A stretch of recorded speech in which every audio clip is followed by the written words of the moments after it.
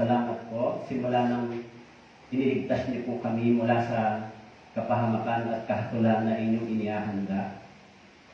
Tinipon niyo po kami bilang isang iglesia, pamilya na tinubos ng inyong banal na dugo. Kahit marami pa kaming kulang at kahinaan, marami pa kami, Panginoon, na dapat matutunan. Subalit salamat po sa inyong salita na nagtuturo sa amin na manatili lamang magpatuloy upang lumago kami sa pananampalataya. Sa araw na ito, nakikiusap po kami sa inyo, Panginoon, na tulungan niyo po yung bawat isa sa amin, lalo na po sa mga nakikinig. Bigyan niyo po kami ng karunungan at salita upang kami po ay magkaroon ng mas matatag na pananampalataya, malalim na relasyon at pagkaunawa po sa inyo.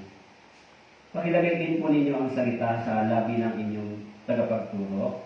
Pakibantayan niyo po ito, Panginoon, maging sa mga nakikinig online at dito rin po sa church. Lahat ng aming pag-aaral ay magbigay sa amin ng kaalaman at pagkain spiritual. Maraming salamat po. Ito po ang aming dalangin sa pangalan ng aming Panginoon Jesus. Amen. So, kung may Bible po kayo, buksan po ninyo sa Roma chapter 7, verse 17. Okay, meron din po ako. Inilagay ko dito sa slide yung ating pag-aaral. Okay, Roma chapter 7, verse 17. Sorry po. Roma chapter 7, verse 17. So kung nakita niyo na po, ay babasahin po natin. Okay. Roma chapter 7, verse 17. Basahin po natin sabay-sabay. 3 to 1. Subalit ngayon, hindi na ako ang gumagawa nito, kundi ang kasalanan na nanatili sa akin. Ito po ang salita ng Diyos. Last Sunday ay tinalakay po natin yung topic tungkol doon sa salitang ang kasalanan na nanatili sa akin. Kahit na born again na tayo, kahit natanggap na natin yung kaligtasan, subalit ang kalatang ito ay nangyayari pa sa atin. Tama po? Kaya sinabi ni Pablo, subalit ngayon hindi na akong gumagawa nito, kundi ang kasalanan nananatili pa sa akin. Tama po? Kaya yung mga born-again believer o yung mga ligtas na tao, may malaki silang struggle dito. Tama po? Kahit ligtas na tayo, pero sabi ni Pablo, ang kasalanan ay nasa akin pa rin. Ano lang ang inalis? Sinabi ko po sa inyo, inalis yung judgment sa sin. Tama po? Yung judgment sa araw ng paghukom. Ibig sabihin, yung born-again na tao, yung ligtas, may kasalanan pa rin siya, pero yung kasalanan niya, dinidil ng Diyos sa pamamagitan ng salitang discipline. Pero hindi na sa araw ng paghukom. Naiintindihan niyo po? Kaya maraming mga born-again believer, maging si Pablo, sinabi niya, yung kasalanan na nanatili sa kanya ay malaking problema din, struggle. Tama po? Kaya nung last Sunday, tinalakay natin yung salitang the indwelling sin of born-again believer. Nasa atin pa rin ito. Kahit anong gawin natin, tinutokso pa tayo nito everyday. Tama po? Yung sin ay nagiging laban doon sa kalooban ng Diyos para sa atin. Di ba? Kaya nga ho, minsan, kahit may mga ligtas na, nahirapan sila magamit ng Diyos.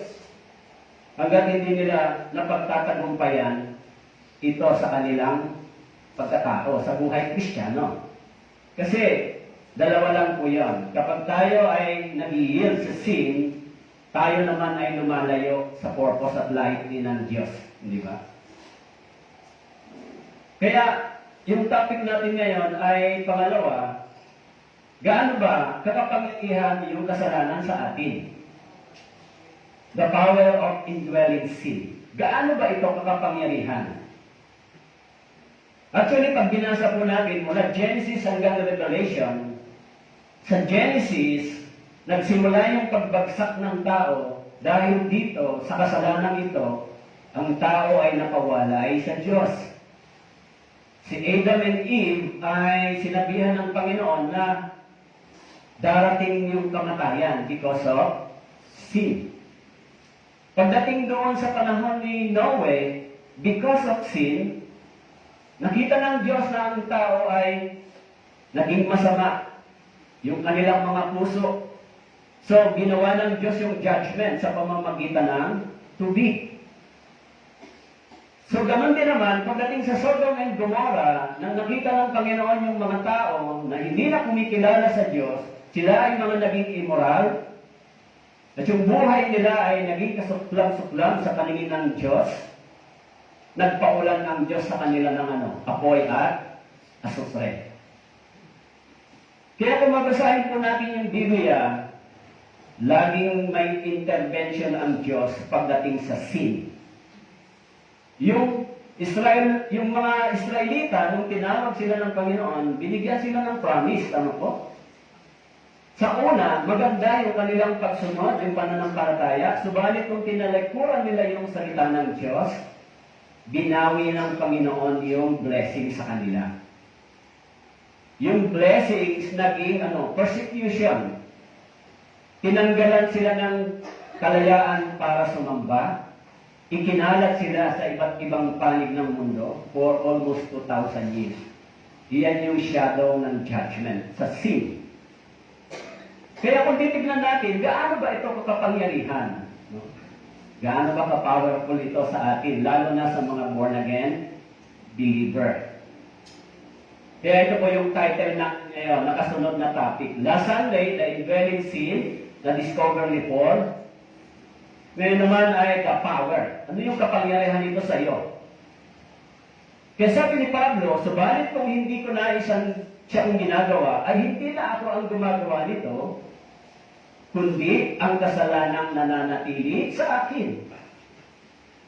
Merong power. Tama po?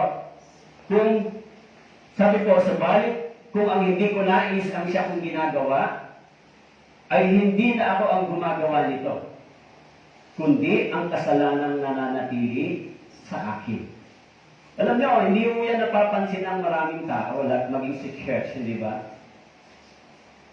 Hindi nila napapansin kung gaano ito kapangyarihan kahit na tayo ay ligtas na. Of course, kung ang isang born-again believer ay nagkasala sa Panginoon, pwede siyang bumalik anytime. Magsisi, pwede siyang bumalik anytime. Makakabalik siya. Yung hinihintay ng Panginoon, yung repentance niya, tama po? Bilang isang anak, katulad ni Haring David. Nang si Haring David ay nakagawa ng isang malaking kasalanan, nagkaroon siya ng sinserong pagsisisi sa harapan ng Diyos. Nakabalik siya sa paglilingkod para sa Panginoon. Kaya, hindi ito napapansin ng maraming tao. Kaya po, yung mga totoong born-again believer, minsan nahuhulog sila sa kasalanan. Hindi pwedeng hindi dumating sa kanila yung salitang repentance. Kasi yung banal na Espiritu, ang sabi po sa Biblia, doon sa 1 Corinthians, sa Ephesians chapter 4, Ephesians chapter 4, verse 30, sabi po, huwag ninyong pigatiin ang Espiritu Santo ng Diyos, na sa pamamagitan niya kayo tinatakan para sa araw ng pagtubos. Huwag ninyong pighatiin ang Espiritu Santo. Ito sa capital letter. Capital letter. Espiritu Santo ng Diyos. Bakit po napipighati ang Espiritu Santo na nasa atin? Sabi po, na nung tayo ay naligtas, tayo ay tinatakan. Tama po? Para sa araw ng pagtubos. Ibig sabihin, tinatakan tayo after salvation, tayo ay naging templo ng banal na Espiritu. Na kapag tayo ay nagkumit ng kasalanan, ang banal na Espiritu ay napipighati para sa atin. Kaya minsan yung born-again believer na totoong naligtas, Wala siyang ibang option kundi bumalik at magsisi sa harapan ng Diyos. Kasi yung discipline ng Panginoon ay pagbawasak ng laman o ng katawan. Sinabi doon sa Bible. Ibigay yung kanyang katawan kay Satanas at yung kanyang espiritu ay maligtas sa araw ng paghukom. In 2 Corinthians chapter 5 verse 5. Bakit mawawasak yung laman? Because of sin. Bakit mawawasak ito? Because of sin. But of course, yung ating espiritu ay ligtas na. Tama po? Sabi sa 1 Peter chapter 1 verse 9, naligtas na yung aking espiritu, yung aking kaluluwa. Subalit yung aking katawan ay may nananahan pang kasalanan na maaaring sumalungat sa Diyos. Tama po? Kaya po, meron tayong struggle. Pagka ang banal na espiritu ay napighati sa atin. Sa mas mababaw na ibig sabihin, kung ako ngayon ay naging anak ng Diyos, hindi na gusto ng Diyos ako mabuhay bilang sinner. Bagamat minsan nahuhulog ako dito, pero hindi na gusto ng Diyos ako rito manatili at mabuhay. Kasi baka magkamali minsan yung iba, sabihin napaka-perfection mo na perfectionist mo naman. Hindi natin kaya maging perfecto. Pero sinisikap natin mabuhay ayon doon sa itinuturo ng salita ng Diyos na ginawa sa atin. Kasi sinabi ng Biblia, ginawa na tayong banal sa pamamagitan ng katawan ni Kristo. Kung ganon, ginawa kang banal, ito yung lakaran mo, sikapin mo, kahit minsan tayo ay nahuhulog sa maling pamumuhay. Dapat tayong bumalik agad dito. Kasi po, iyon yung kalagayan ng mga ligtas na tao. Maging si Pablo, sinabi niya, nag-struggle siya, sabi niya, subalit kung ang hindi ko nais, ang siya kong ginagawa. Bakit sinabi niyang hindi ko nais? Yung totoong born-again believer, pag nakagawa ng kasalanan, ay may malaking tinatawag na remorse. Remorse ba ang tawag doon? Sinasabi niya, bakit ko nagawa ito? Hindi ko dapat ito nagawa. Kaya sabi ni Pablo, yung hindi ko nais ang siya kong ginagawa. Bakit sabi niya hindi ko nais? Sapagkat mayroong isang bagay sa kanyang puso na nagnanais na sumunod sa kalooban ng Diyos. At the same time, mayroon namang isang power sa kanyang pagkatao na gustong sumuway at lumayo sa Diyos. Kaya yung mga Kristiyano, bakit nila makakayanan sumunod sa salita ng Diyos? Dahil yung Espiritu ng Diyos ay nasa sa kanila na. Tutulungan sila, kung ang desire niya ay lumakad sa kalooban ng Diyos, tutulungan siya ng banal na Espiritu. Kasi iyon yung dapat na maging desire ng isang ligtas na tao. Bigyan ng kaluwalhatian ng Diyos. Kapag tayo po ay naligtas na born again. Okay? Kaya sabi po dito sa 1 Peter chapter 2 verse 11, mga minamahal, ipinapakiusap ko sa inyo bilang mga dayuhan at ipinatapon na kayo'y umiiwas sa mga pagnanasa ng laman na nakikipaglaban sa kaluluwa. Kaya sinabi ni San Pedro, ni Saint Peter, sabi niya, mga minamahal, ito po ay yung church, yung iglesia, tama po? Ipinapakiusap ko sa inyo bilang mga dayuhan na ipinatapon, kayo'y umiwas sa mga pagnanasa ng laman na nakikipaglaban sa kaluluwa. Yung pagnanasa ng laman ay nakikipaglaban sa ating espiritu, tama po? Kaya yung ating espiritu, yung ating kaluluwa ay naligtas na, nilinis na ng Panginoon, natubos na, bayad na yung kasalanan, ligtas na. Subalit itong ating katawan, naghihintay na naghihintay mabago. Tama po?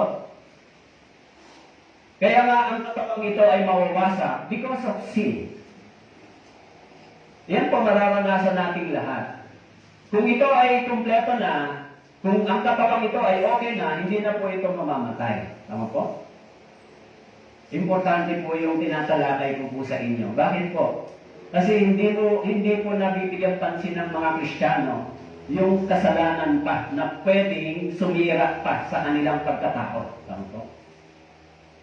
Kaya nga, sabi ni Pablo, napansin niya na kung gusto niyang gumawa ng mabuti, may isang kapangyarihan na nananahan sa Kanya na pumipigil upang gawin niya yung kalooban ng Diyos. Tama po?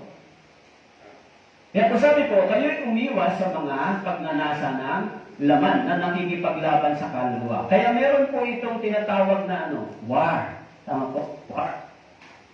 The flesh and the spirit, war. Kung yun nga lang pagpunta sa church di ba? Pag Sunday o yung mga ligtas na tao, pagpunta sa church, supposedly pag nato kang naligtas, dapat pag linggo nasa church ka. Di ba? Nakikinig ka ng salita ng Diyos. Pero yung iba, nakikipaglaban pa. Nakikipaglaban pa, di ba? Kung tutusin, pag na-born again tayo, hindi na natin yan dapat pag-isipan pa kung pupunta tayo sa church o hindi na. Kasi sa Bible, ang ating isipan at ang ating kalooban ay laging salungat sa kagustuhan ng Diyos. Yung isip natin, kaya itong isip na ito at puso, dapat itong masakop, maturuan ng salita ng Diyos para sumunod siya. Kasi bakit po nagagawa niya yan? Meron ba tayong free will? May kalayaan pa po ba kayo? Lahat tayo. Pero kung yung kalayaang ito, yung ating isipan at puso, nagnanais na lumakad sa kagustuhan ng Diyos, ma-overcome mo yung battle ng tinatawag dito na makikipaglaban sa laman. Tama po. Actually, yung ating physical, hindi sanay umupo. Makinig lang 1 oras mahigit na ang salita ng Diyos. Tama po? Kaya, pagka hindi po totoong na born again, parusa po sa kanila ang makinig ng 1 oras mahigit sa salita ng Diyos. Wala namang nangyayari sa kanilang espiritu. Pero pag naligtas, yung 1 oras at kalahati, 2 oras kung minsan kulang pa. Dahil yung pakikinig ay pinifeed mo yung isang spiritual emptiness, yung pangangailangan mo. Habang nakikinig ka, pinifill up ng Diyos yung kulang sa iyo pangangailangan spiritual na hindi napupunuan ng pera, ng material na bagay. Tama po? Sa umpisa, hindi mo mapapansin na may nangyayari sa iyo. Sa umpisa, habang tumatagal mo, mapapansin sa sarili mo, nagbabago yung pananaw, nagbabago yung direksyon, mas nagiging maayos yung lahat ng bagay, nagiging organized. Kaya sabi ni Paul, sabi ni Pedro, umiwas. Tama po? So sabi ko dito, sa Romans chapter 8 verse 2, sapagkat ang kautusan ng Espiritu ng buhay na na kay Kristo Jesus ay nagpalaya sa atin mula sa kautusan ng kasalanan at ng kamatayan. Okay? Dati, yung kautusan ay direktang namamahala sa ating moral na pagkatao. Ito rin ay kumikilos, nag-uutos at nagbibigay alituntunin sa ating mga isipan. Tama po? Dati, yung kautusan ang nagbabantay sa atin. Tama po? Para tayo ay tigilin sa paggawa ng kasalanan. Tama po? Yung batas ng tao, yung kautusan ng Diyos at kautusan ng tao ay pumipigil sa atin upang tayo ay gumawa ng kasalanan. Tama po ba yun? Sa batas ng tao, kaya ka hindi lalabag dito dahil ito ay mayroong karampatang parusa sa batas ng tao. Ganon din naman sa batas ng Diyos. Bagamat yung mga tao, mayroong batas ng tao, sinisikap nilang sundin, subalit ang lagi nilang nalalabag ay ang batas ng Diyos. Kaya si Jesus nang dumating sa isang lugar, nung tumawag siya, mayroong isang tao na naposes ng masamang espiritu, tinalian siya ng kadena, pero napuputol niya pa rin yung tali. Dahil sa sobrang lakas niya. Actually, ganun yung mga taong hindi ligtas. Bakit po? Tayo, para hindi tayo gumawa ng kasalanan, itinali tayo sa batas ng tao. Tama po? Nakatali tayo sa batas ng tao para hindi tayo gumawa ng kasalanan. Pero kahit tayo ay nakatali sa batas ng tao, yung batas ng tao ay nilalabag pa rin. Tama po? Ganon kalakas ang tao para ito labagin. Bagamat sinasabi na ang bawat paglabag ay may kabayaran. Tama po? Ganon din naman, yung mga tao, napakalakas din nila para labagin yung batas ng Diyos. Kaya nga ho, nung hindi pa tayo ligtas, sinasabi ng Biblia, nasa ilalim tayo ng kapangyarihan nito. Kaya nung naligtas tayo, sinabi ni Pablo, wala na kayo sa ilalim ng kapangyarihan ng kasalanan. Nasa ilalim na kayo ng biyaya ng Diyos. Ano po? Pero yung mga taong hindi ligtas, wala silang magagawa dito. Dahil bakit po? Yung kapangyarihan ng kasalanan at kautusan, ang tangi lang pwedeng magpalaya doon sa tao ay yung kapangyarihan ng Ebanghelyo na nakasulat sa Romans chapter 1 verse 16. Yung kapangyarihan ng Ebanghelyo ang siyang nagpapalaya sa ating mga tinali sa kapangyarihan ng kautusan at kasalanan. Kaya po, nung narinig natin yung Ebanghelyo, nung tayo po ay nakatanggap ng biyaya ng Diyos at kaligtasan, pinalaya tayo mula sa kapangyarihan ito. Ang ibig sabihin ng kapangyarihan ng kautusan at kasalanan, may kapangyarihan itong isakdal tayo sa harapan ng Diyos. Dahil nilabag ito, tama po? Kaya nang tayo po ay naligtas, yung kapangyarihan ng kasalanan at ng kautusan ay inalis sa atin upang hindi tayo isakdal sa harapan ng Diyos. Kasi may ebidensya, di ba? Meron tayong paglabag. Kaya yung mga taong naligtas, hindi na sila nasa ilalim ng kautusan at kapangyarihan ng kasalanan. Bagamat yun ang kanilang kalagayan, naroon pa rin yung kasalanan sa kanilang pisikal na laman. Alam, naintindihan niyo po? Kaya tayo, kahit na tayo po ay gusto nating lumakad sa kalooban ng Diyos, minsan may isang kapangyarihan sa panloob nating pagkatao na humihila sa atin upang hindi sumunod dito. Di ba? Yung Sunday na lang, halimbawa, di ba? Oh. Yung mga nagsasabing born again, nasaan sila pag linggo? Oh. Simula Monday hanggang Saturday, nasaan tayo? Busy tayo. Pag Sunday, busy pa rin tayo. Wala tayo sa church. Hindi tayo nag-i-interest i-feed yung ating spiritual life. So kung wala ka sa church, hindi ka nakikinig ng salita ng Diyos, saan ka pupunta? Hindi ba? Sa labas ng mundong ito, maraming temptation. Hindi ba? Kaya nga, yung kantang kay Rami ng winasak na tahanan, because sin is very powerful. Di ba? I-destroy every inch of the family, yung fellowship ng family. Kung minsan yung magkakapatid, magkakamag-anak, minsan, hindi ba, tingnan mo yung pagiging greedy ng isang tao. Pag minsan, sometimes sa lupa, di ba, nag-aaway because of sin. It is not because of the property, but because of the greediness in the heart, yung sin. So, nagiging cause, sinisira yung family, sinisira yung relationship, at the same time, sinira yung relasyon natin sa Diyos ng sin. Nasira ba yung relasyon natin? Yes. Na-restore lang siya nung na-born again tayo. Nagkaroon tayo ng reconciliation. Kahit ganon, meron pa rin kapangyarihan yung kasalanan na nasa akin. Pero hindi ako dadalhin sa impyerno nito. Dadalhin ako nito saan? Dadalhin ako nito sa pagdidisiplina ng Diyos. Dadalhin ako nito sa pagkawasak ng aking buhay Kristiyano. Maaari ng aking pamilya. Tama po? Kung ligtas na ako, hindi na ako dadalhin ng kasalanan ito sa impyerno. Ligtas na. Tama po? Pero wawasakin nito ang aking testimony o bilang Kristiyano. Kaya sinabi ni Haring David sa awit 119, iniingatan ko ang salita sa aking puso upang hindi ako magkasala laban sa iyo.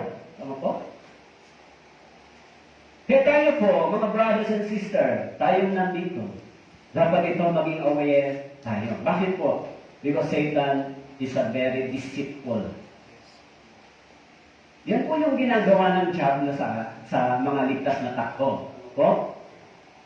Kaya, kung minsan, yung ating pagsunod ay nagbibigay ng gantimpala, at kung minsan naman, yung ating paglabag ay nagbibigay sa atin ng pagtutuwid, o kung minsan naman ay disiplina. Tama po? Yan ang nangyayari sa atin. So, tinatalakay natin ngayon yung topic na the power of indwelling sin. Yung sin ng isang born-again believer. Hindi po yung sin of the sinner. Magkaiba po yung sin of the sinner at saka sin of the born-again believer. Yung sin of the sinner, itidil ng Diyos yun sa araw ng paghuhukom. Tama po? Kaya sa Revelation chapter 20, may araw ng paghuhukom. Tatayo sila sa hukuman ng Diyos. Yung mga patay ay tatayo sa hukuman ng Diyos. Ang ibig sabihin mga patay, mga hindi naligtas.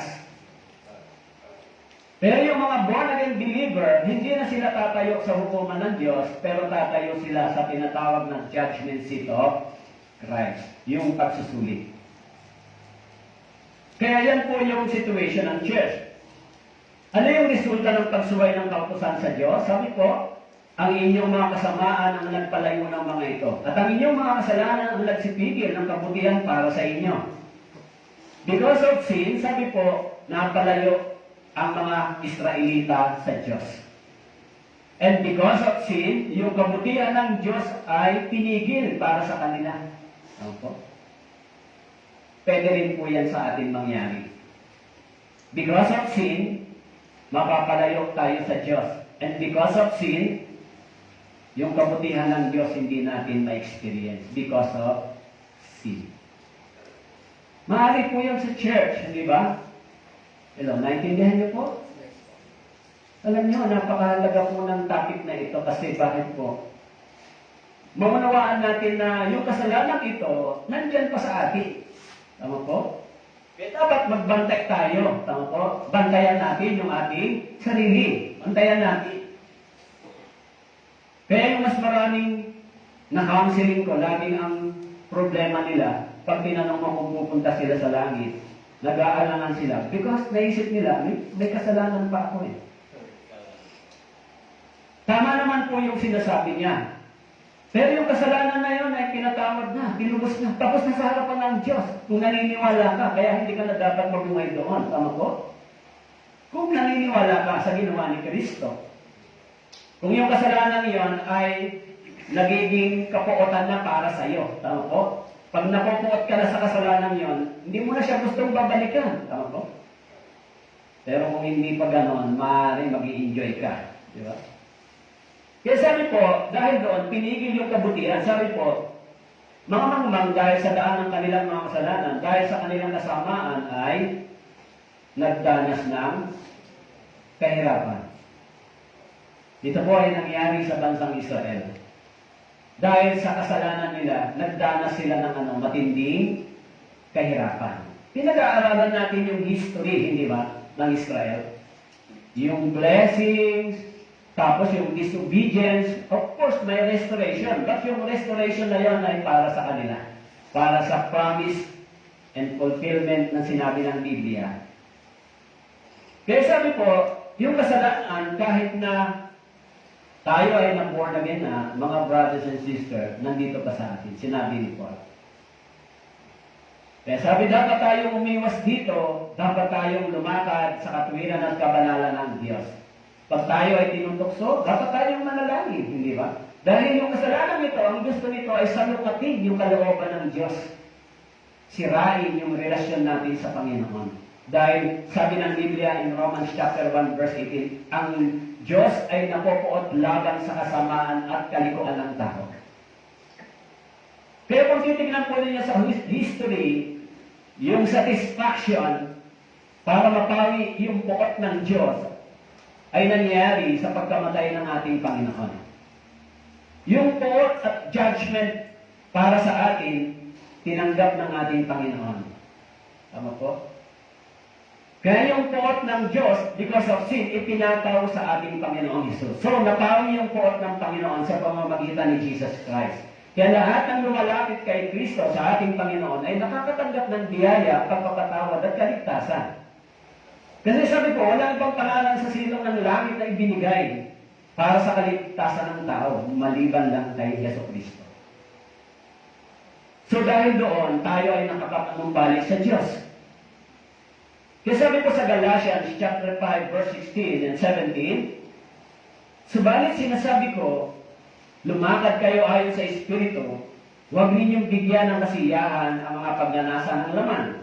Sapagkat ang laman ay nagnanasa laban sa Espiritu, at ang Espiritu ay laban sa laman. Sapagkat ang mga ito ay laban sa isa't isa, upang hindi ninyo magagawa ang mga bagay na nais ninyong gawin.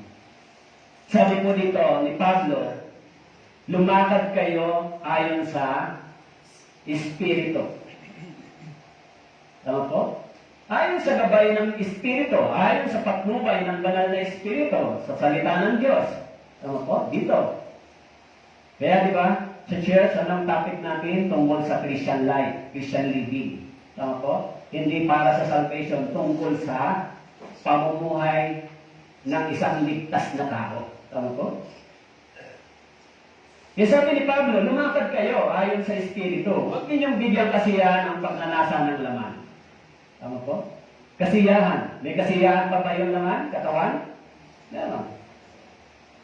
Sabi niya, sapagkat ang laman ay nagnanasa laban sa Espiritu. Alam niyo po, sabi po rito, laban sa Espiritu. Ibig sabihin, sa Espiritu ng Diyos. Ang Espiritu ay laban sa laman. Tama po? This is the enmity of God. Sabi sa Romans chapter 8. Yung kasalanan ay laging laban sa Espiritu ng Diyos. Sin, laging laban sa kalooban ng Diyos. Sin, laging laban sa salita ng Diyos. Di ba? Kaya nga, yung ating katawan, nung tayo ay na-born again, ginawang banal, laging gustong atakihin ito ng kasalanan. Tama po? Because it is the holy temple. Kaya kahit na nabubuhay na tayo ngayon, itong ating katawan ay laging gustong atakihin. Hindi ba? Minsan sa isipan, sa puso, sa action, nangyayari sa atin. Kaya minsan, di ba, nagugulat kayo, di ba yung dati, yung born again yan, di ba? Tama, dati yan nandun sa born again. Di ba dati yan, pastor, gano'n, di ba? Kung wala nang kasalanan, kapangyarihan nito, hindi na sila makakaalis pa sa church. Pero, kung ang kasalanan ay hindi nila mapagtagumpayan, yun ang ibig sabihin na ang Espiritu ng Diyos ay wala pa sa kanila. Kasi sa Biblia, sinabi po ng Biblia, 1 John chapter 5, mas makapangyarihan ang Espiritu ng Diyos na nasa inyo kaysa Espiritu ng sanlibutan ito. 1 John chapter 5, nakasulat po sa verse 17. I think verse 4, nakasulat po. Na ang kapangyarihan, mas makapangyarihan pa yung Espiritu ng Diyos na nasa atin kaysa Espiritu ng sanlibutan ito. Kaya kung tayo ay nakikipaglaban sa kasalanan, hindi natin kayang makapaglaban sa pamamagitan ng sarili nating katawan at lakas. Tama po? Nakikipaglaban tayo sa pamamagitan ng Espiritu at salita ng Diyos. Kaya yan po yung nangyayari sa church minsan, hindi ba? Hindi nila napapansin sa loob ng church. Tama po? Dahil sabi po, ang Espiritu ay laban sa laman. Ang mga ito ay laban sa ano? Laban sa isa't isa. Kaya, kung ikaw ay ligtas, mabubuhay ka sa pamantayan ng laman, laban ng Espiritu dito. Kung mabubuhay ka naman sa pamantayan ng Espiritu ng Diyos, sa salita ng Diyos, laban ng laman dito. Tama po? Kaya, mamimili po kayo. Saan natin gustong lumakad, mabuhay? Sa ilalim ng patnubay at salita ng Diyos, o sa tawag ng sanlibutan ito, di ba? Alam niyo po, nanonood ba kayo madalas ng news? Alam niyo ba, pag tinignan niyo yung mga news, lagi po ako nagsusubaybay sa news. Alam niyo, pag tinignan niyo po yung mundo, worldwide, sa iba't ibang panig ng mundo, pansinin po ninyo yung nangyayari sa mundo ngayon. Mayroong gera, mayroong kudeta, meron pong tinatawag na pagkawasak ng mga bahay, yung landslide, yung flood, meron pong huge fire sa Hawaii, ngayon meron sa Canada, mayroon pong lindol, at yung, ngayon sa Pakistan, yung Christian na simbahan ngayon ay pinipersecute, sinisira lahat ng mga Christian na simbahan. May persecution na matindi.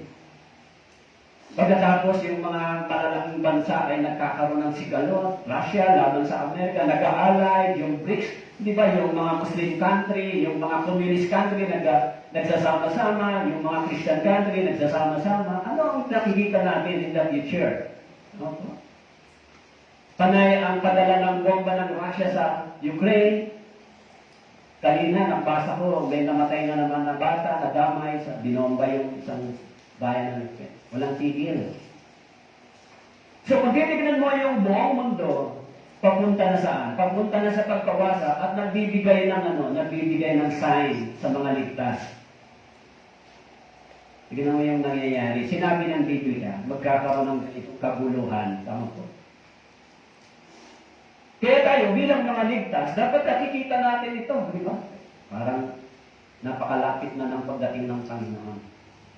Hindi lang parang because of the sign, because of the chaos. And then yung religious condition, yung condition ng religion sa globally ay napaka-worse, di ba? Kaya tayo, napakapalad po natin kasi meron tayong assurance ano man ang mangyari. Pumutok man ang gera sa bansang yan ng nuclear. Tayo, wala nang problema sa atin. Ang problema na lang natin ngayon, paano maliligtas yung mga mahal natin sa buhay.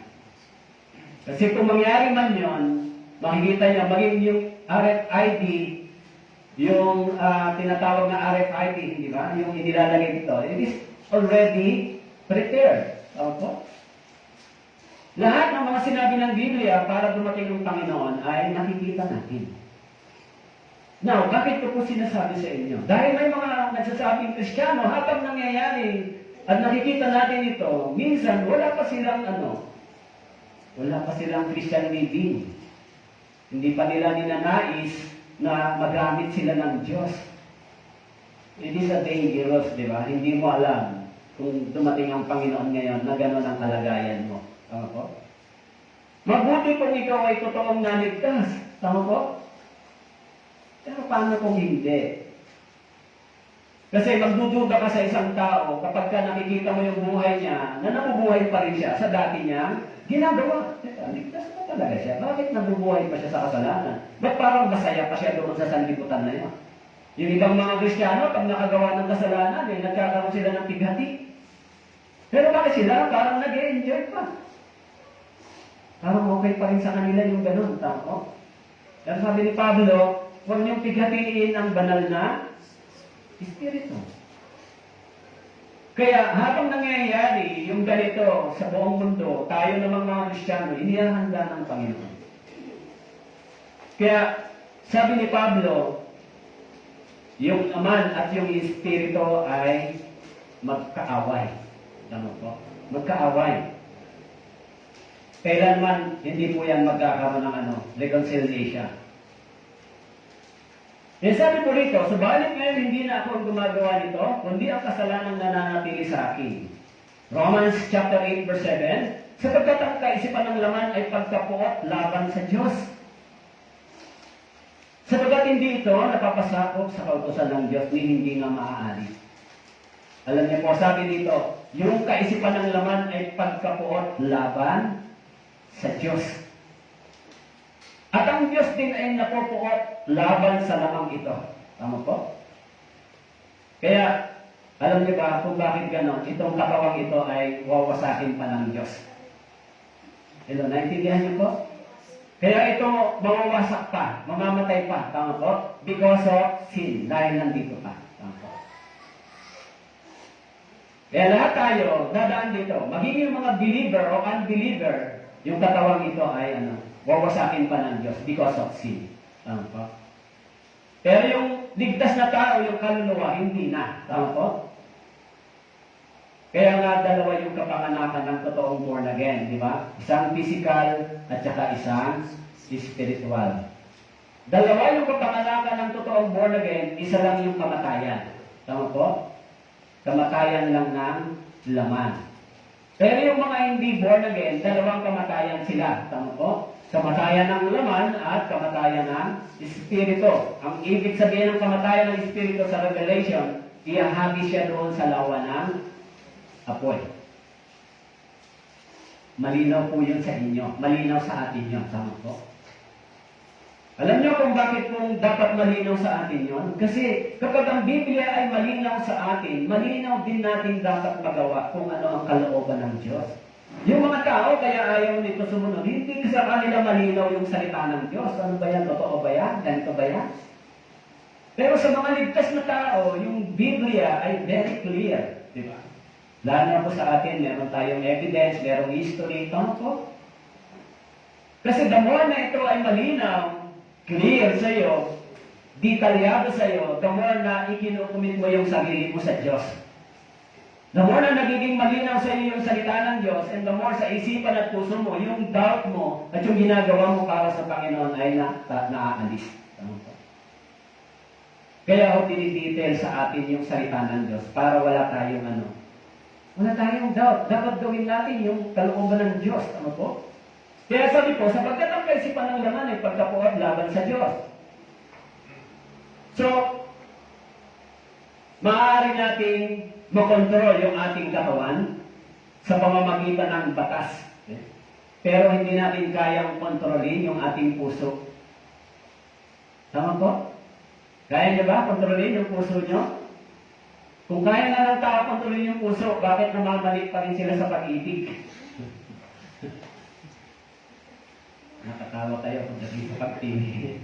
Parang, siya na talaga ang Lord. Totoo ba? Sa puso ko, siya na. Nung hindi na maganda yung sitwasyon, hindi pala siya Lord. Iba pala. Hindi makontrol yung puso. Walang tigil sa pag-aanak, pagnanais, pagdidesign. Tama po? Hanggat hindi tayo nabuborn again, yung puso natin walang contentment. Walang satisfaction. Laging mayroong emptiness. Di ba? Hanggat hindi tayo naliligtas. Kaya yung mga taong na born again, kahit nasa mali silang pag-ibig at paniniwala, nananatili na sila hanggang sa yung kanilang buhay, yung kanilang mahal sa buhay ay matubos na rin. Kasi bakit po? Yung forgiveness ng Panginoon walang sukatan, walang boundary. Diba? Kaya pwede nating makontrol yung ating katawan, nakokontrol ng law, yung ating behavior. Pero yung ating puso hindi makontrol. Tama po? Kaya mayroong isang nagsabi, sino ba yung matalinong senadora na nagsabi? Ewan ko, yung uod yata yung sinabi niya. Ilan ba ang puso ng uod? Sabi niya. Kaya siya ganon dahil ang puso ng uod ay mahigit sa isa. Kaya marami siyang iniibig kasi ang puso. Kaya uod siya. Eh sabi sa Biblia, ikaw ay isang uod. Kaya pala marami siyang pag-ibig. Sinabi niya ni Job, di ba? O isang uod. Kaya ho, kung hindi maborn na din yung ating puso, hindi siya makokontrol ng kapangyarihan ng salita ng Diyos. Kaya kita mo yung tao, ang dami ng pera sa kamay, sige pa rin ang sige, hanap pa rin ang hanap. Yung puso niya walang tigil sa pagnanais. Tama po? Pero yung mga tao na na-born again, kahit konti lang ang pera sa kamay, meron silang contentment, satisfaction. At yung mga mayayaman na na-born again, yung pera sa kanila, hindi na ganon ka-powerful, ginagamit nila sa ministry. Pero kung hindi pa, yung puso nila napakalakas. Tama po? Kaya mapapalitan mo yung mukha ng tao, pero yung puso ay hindi. Hindi pwedeng mapalitan yung puso ng status. Still, sabi ng Biblia, siya ay isang simple heart. Tama po? Kahit na born again na tayo, yung puso ay nagnanais pa rin maging simple heart. May desire pa rin siya. Totoo po ba yun? Kayo, kumusta po kayo simula nung naligtas kayo? Lagi niyo bang gusto ay kalooban at laging kabanalan, katwiran ng Diyos? Lagi niyong gusto? Hindi po. Kahit kaming mga pastor minsan, humaharap sa ganyang temptation. Tama po? But of course, kung ikaw ay totoong naligtas, mag-stand ka doon sa righteousness at holiness ng Diyos. Kahit anong cost.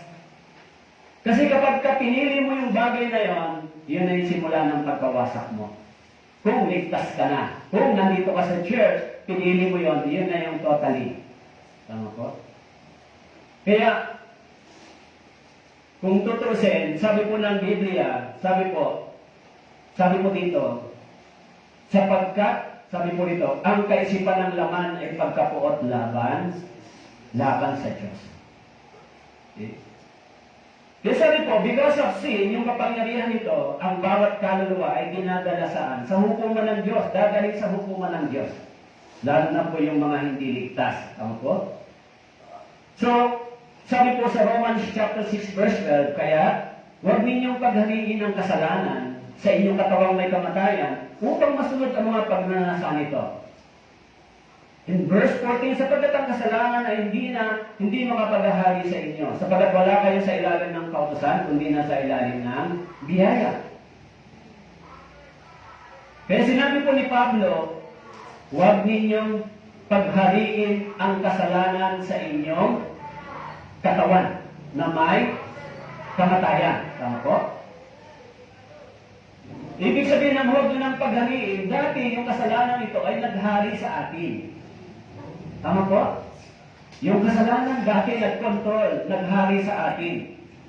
Pero nung pinalaya tayo ng kapangyarihan ng Ebanghelyo, nung naunawaan natin yung blood ni Jesus Christ, naunawaan natin yung tinatawag na redemption law, naunawaan natin na si Jesus namatay doon sa cross upang pawiin yung kapangyarihan at kahatulan ng Diyos.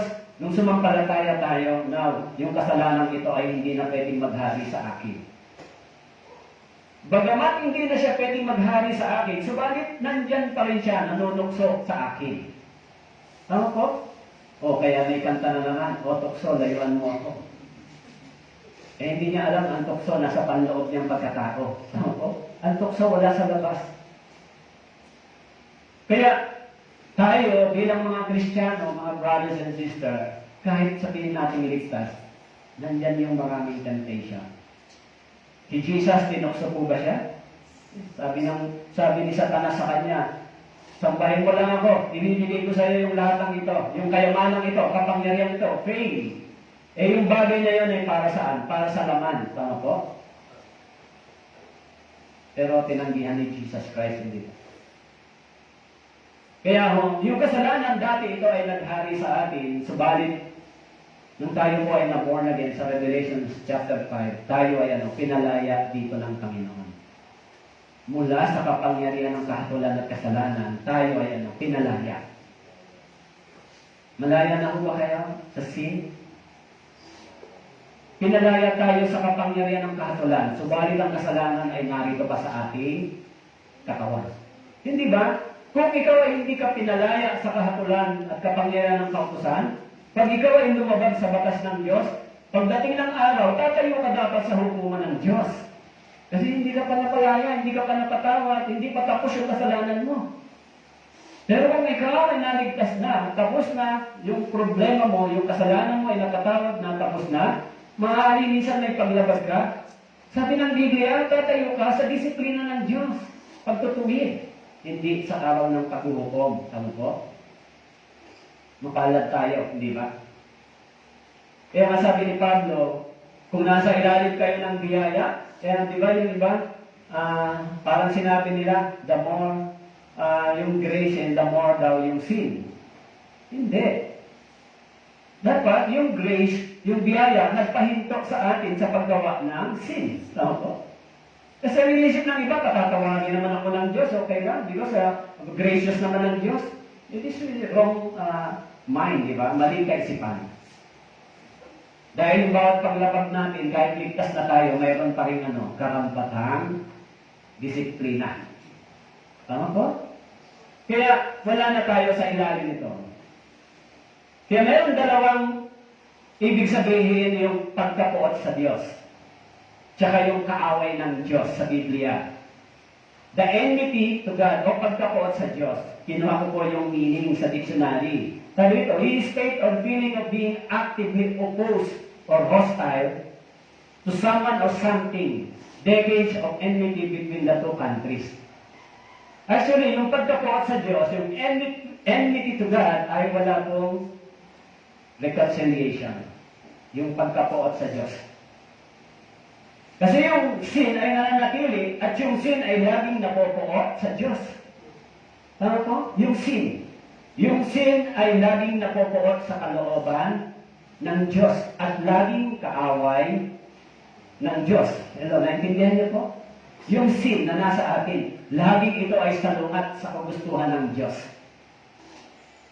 Pero yung isang part ng tinatawag na enemies of God o kaaway ng Diyos, meron pong chance para magkaroon ito ng reconciliation. Tama po?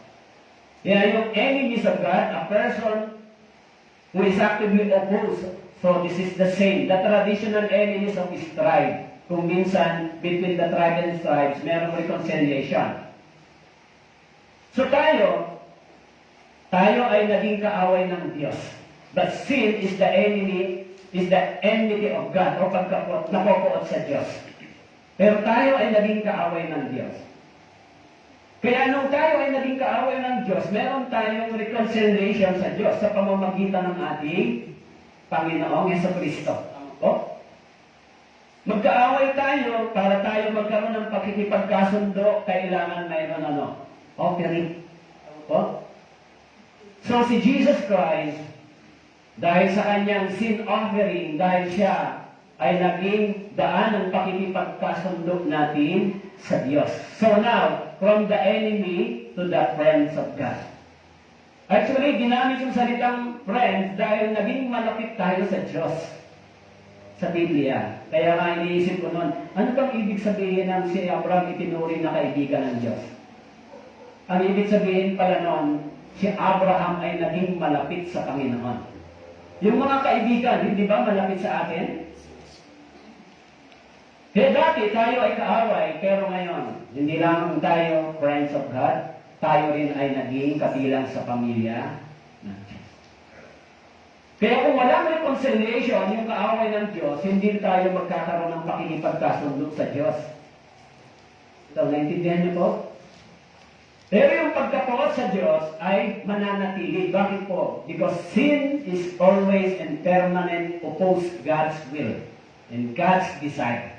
Laging nandyan yung kasalanan. Mawawala lang yung sin kapag Kaya nga, para magkaroon ng reconciliation dun sa sin, sinabi sa Biblia, kailangan wasakin yung katawang ito.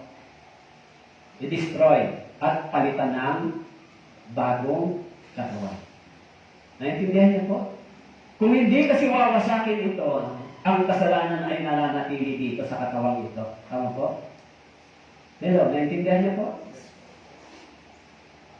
Kaya, yung enmity o yung pagkapoot sa Diyos ay forever, hanggat nandito sa lupa.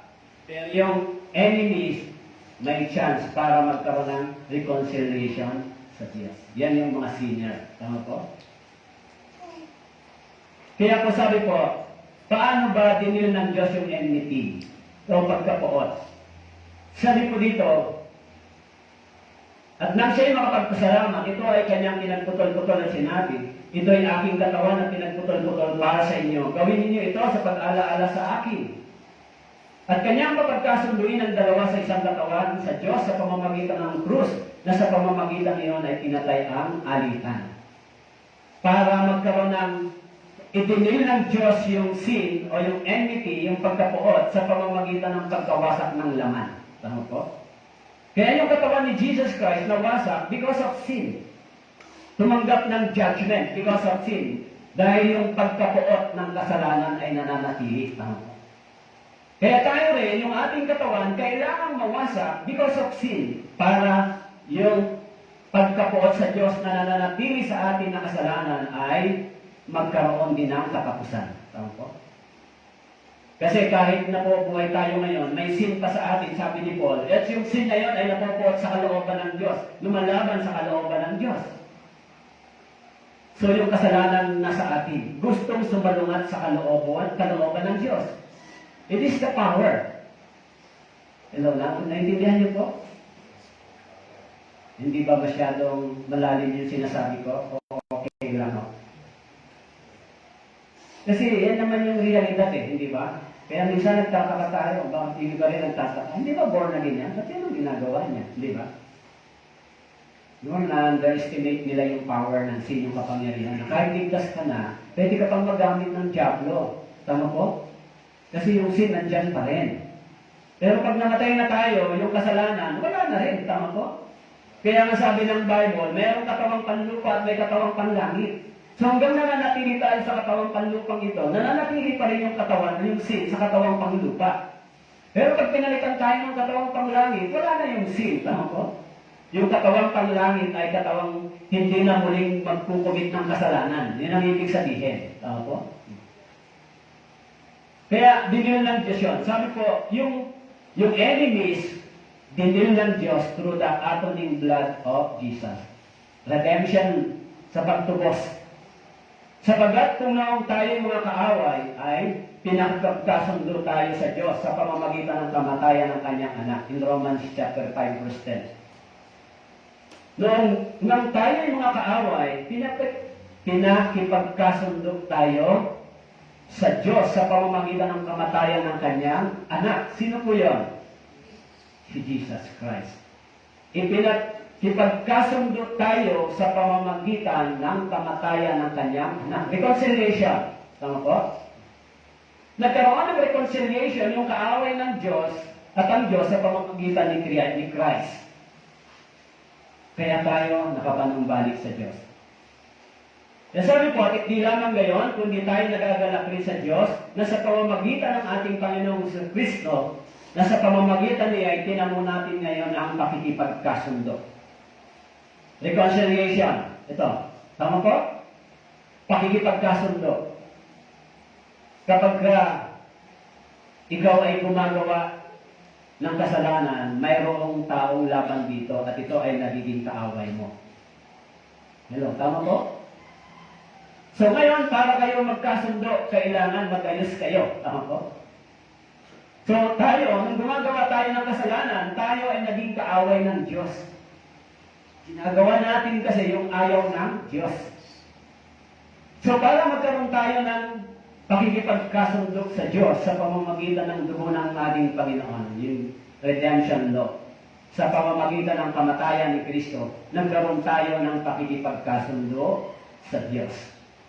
Kahit nagkaroon tayo ng pakikipagkasundo sa Diyos, pero yung kasalanan ay meron pa rin sa ating katawan. Kaya, hindi ba? Hindi na ito ang dapat nating piliin. Tama po? Kaya sa pamamagitan niya, tinamo natin ang pakikipagkasundo. Okay? Subalit ngayon, hindi na ako ang gumagawa nito, kundi ang kasalanan na nananatili sa akin. Sapagat nalalaman ko na walang mabuti na nananatili sa akin, sa makatwid ay sa aking laman. Ang pagnanais ng mabuti ay nasa akin, subalit hindi ko iyon magawa. Sapagat ang mabuti na aking nais ay hindi ko ginagawa, ngunit ang masama na hindi ko nais ay siya kong ginagawa. Subalit kung ang hindi ko nais ay siyang ginagawa, ay hindi na ako ang gumagawa nito, kundi ang kasalanang nananatili sa akin. Kaya ho, di ba, pag kayo po, halimbawa kayo ay nagkamali ng sinabi, ng salita. Nare-realize niyo po ba yan? Nare-realize niyo po yan? Mali po yan. Dapat hindi ganun. Pero sa mga taong hindi ligtas, wala sa kanila yan. Normal lang yan. Pero sa mga totoong born again na mayroong Espiritu ng Diyos, kahit hindi sa harap ng tao, kapag sila ay nag-iisa na, nare-realize nila yun. Mukhang hindi naman tama yung gano'n. Tama po. Bakit po? Kasi nire-remind tayo ng Espiritu ng Diyos na yun ay isang bagay na hindi mo dapat ginagawa. Hello, naintindihan niyo po? Kung wala yung Espiritu ng Diyos sa atin, hindi natin yung malalaman. Yung sin na yan. Tama po? Kung hindi tayo ginagabayan ng banal na Espiritu, hindi po natin yan marirecognize. It is wrong. Bakit yan? Kaya yung mga hindi nakaka-recognize ng kanilang sin na nagagawa, hindi nila alam papunta sila saan. Maaari kung ligtas sila, papunta sila saan? Pagpalo ng Diyos. Sabi doon, yung kabutihan ng Diyos pinipigil sa kanila. Tama po? At yung nilalakaran nila, ang sabi sa Biblia, because of their sin, papunta sila saan? Sa pagdurusa. Tama po? Sabi ng talata kanina, dahil sa inyong kasalanan, dinarahan kayo ng pagdurusa ng Diyos. Ganon yung bansang Israel. Nang sumuway sila sa salita ng Diyos, nagkasala sila, dinala sila ng Diyos saan? Dinala ba sila sa pagpapala? Dinala sila ng Diyos sa pagdurusa. Yung sabi ng Biblia, kung nakikita natin sila yung halimbawa. Tama po? Pero kung tatalikuran mo yung kasalanan iyon, iiwan mo, hindi ka papayag na muli itong mangyari at magamit ka, dadalhin ka ng Diyos saan? Sa kanyang pagpapala. Tama po? Sabi ng Bible, pipiliin mo yung kasalanang lakaran mo, papunta ka sa pagdurusa na dadalhin ng Diyos sa iyo. Kasi ayaw ng Diyos yun. Tama po? Hindi ang gusto ng Diyos. Pero kung pipiliin mo lakaran, yung salita ng Diyos, yung Espiritu, ang pananampalatayang ito, dadalhin ka ng Diyos sa pagpapala na gusto niya sa iyo. Kaya nga, ang isang halimbawa, di ba, lagi kong binabanggit yung bansa Israel. Siyempre, tinanggap nila yung redemption doon sa Passover Lamb, di ba? Binigyan sila ng blessings. Pero nung sila ay sumuway, binawi yung pagpapala niya. Tama po? Paano naman yung mga born-again believer? Pwede rin ba yung ganon? Ha? Yung pagsuway natin dati ay kasi katulad din ng pagsuway nila. The same din na sinuway natin yung Biblia, yung salita ng Diyos. Ganon din ang ginawa nila, di ba? Kaya pwede rin gawin ng Diyos yun. Okay? Kaya sabi po, kung sinasabi natin tayo walang kasalanan, dinadaya natin ang ating sarili at ang katotohanan ay wala sa atin. Kung sinasabi natin tayo ay walang kasalanan, tamo, dinadaya natin ang ating sarili. Yan ay sinulat ni Apostle John sa mga believer, sa mga born-again believer. Tamo po? Kaya sinasabi sa Biblia, walang matuwid na tao na hindi nagkakasala. Diba? Kaya kung hindi ito ma-recognize, hindi natin ito mapapansin, nagiging problema ito sa ating spiritual na buhay. Tama? O bakit mayroong division sa church? Bakit mayroong pagre-rebelde sa church? Bakit may mga taong umaalis sa church? Because of sin. Tama po? Dahil yung sin ang mas nagahari sa kanila kaysa yung kalooban at kagustuhan ng Diyos. Tama po? Eh kung totoo kang na born again, meron ka ng satisfaction sa iyong spiritual na pagkatao, pamumuhay, ano ba hanapin mo? Di ba? Malibang, kung gusto mo lang yung masasaya, gusto mo may tugtugan, ay ayoko dito, tahimik, puro salita ng Diyos lang yan, ayoko dyan. Gusto ko naman may sayawan, may tugtugan, para masaya ako. Pwede tayo maging masaya sa pakikita. Kung nawawaan natin yung biyaya at pag-ibig ng Diyos. Kaya nga, kung tunay na natanggap natin yung biyaya ng Diyos, nagsimula na yung contentment, yung satisfaction sa ating inner na pagkatao. Kaya dapat yung longing natin ngayon, yung pagkauhod natin ngayon, ay yung kalooban ng Diyos, yung salita ng Diyos. Ang nagbibigay na ng joy sa atin ngayon, dapat ay yung Biblia, yung salita ng Diyos sa ating puso. Tama po? Kaya pag nagbabasa po kayo, pag sa tahimik na lugar, mag-meditate po kayo ng Biblia. Pag binabasa niyo yung tungkol sa mga pag-ibig ng Diyos, lalo sa aklat ng mga awit, kung paano iniingatan ng Diyos yung mga ligtas, kung paano silang pinagpala, tinulungan, sa panahon ng pagdurusa, kung paano sila tumanggap ng tulong galing sa Diyos, maaalim yung puso mo, ganito pala ang ginagawa ng Panginoon. Di ba? Maaliw ka. Kaya yan po yung ginagawa ng Diyos. Kaya sabi ko, kaya tiyamang napapalimutan tayo ng gayong kakapal na bilang na saksi. Itabi natin ang bawat pabigat at ang pagkakasalat ang madaling bumibitag sa atin. Kailan po malakas yung kasalanan bumitag sa atin? Kailan po malakas? Alam niyo po, malakas ang kasalanan bumitag sa atin, katulad sa panahon ni Jesus nang siya ay nagutom. Tama po? Nang ang Panginoon ay nagutom, dumating yung matinding temptation. Tama po?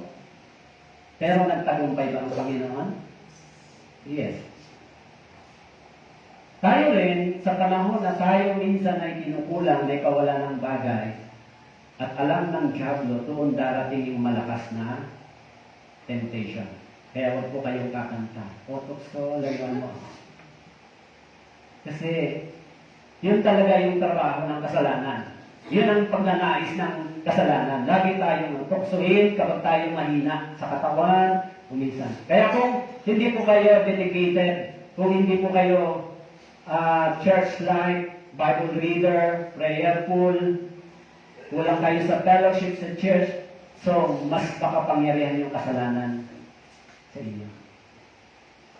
The more na mahina yung ating spiritual life, and the more na mas malakas yung ating laman, physical aspect. Kaya sabi ng Bible, yung laman ay laging laban sa Espiritu ng Diyos. Yung Espiritu ay willing, subalit yung laman ay mahina. Tama po? Kaya yung mga tao na ligtas, kung wala silang desire para bigyan ng kalwalatian yung Diyos, kung wala silang pagnanais paglingkuran yung Diyos, gawin yung kalooban ng Diyos, hihilahin sila ng kasalanan. Hihilahin. Kasi yung purpose kung bakit tayo nabubuhay ngayon ay para luwalhatiin ang pangalan ng Diyos, paglingkuran ng Diyos. Bakit po? Darating ang araw, pag dumating ang Panginoon, dadalhin tayo sa langit para maglingkod pa rin sa Diyos. Tama po? So dito lang nire-ready tayo. Pine-prepare. Yung pagsamba, yung pag-awit, yung paglilingkod, this is a preparation. Tama po? Hindi ka na pwede pumasok sa langit nang hindi ka marunong magpuri sa Diyos. Lahat ng papasok doon ay magpupuri sa Diyos. Tama po? Kaya ho, mapapansin niyo na ang church na totoo, yung born-again church, yung pagdating sa evangelism, sa Bible, kunti lang. Pero, mas marami yung mas marami yung fake. Pansinin po ninyo, di ba? O kayo, ilan lang naman tayo dito sa Kilaway, di ba? Pero, yung mga fake at mga false teaching, false gospel, mas marami. Kung minsan, kung titignan mo, parang talagang totoong mga tama yung kanilang pananampalataya. Kaya tayo bilang mga ligtas, dapat maging tayo, mapanuri at magpagpagin tayo, maging mapagbantay. Dahil yung kaaway ay laging nag-aabang. Tama po? Sabi po, tunay na walang matuwid sa lupa na gumagawa ng mabuti at hindi nagkakasala. Ecclesiastes chapter 7 verse 20. Sabi po sa Isaiah chapter 63 verse 10, ngunit sila'y naging magsik, pinighati ang kanyang banal na espiritu, kaya siya naging kaaway nila at sa mismo ay lumaban sa kanila.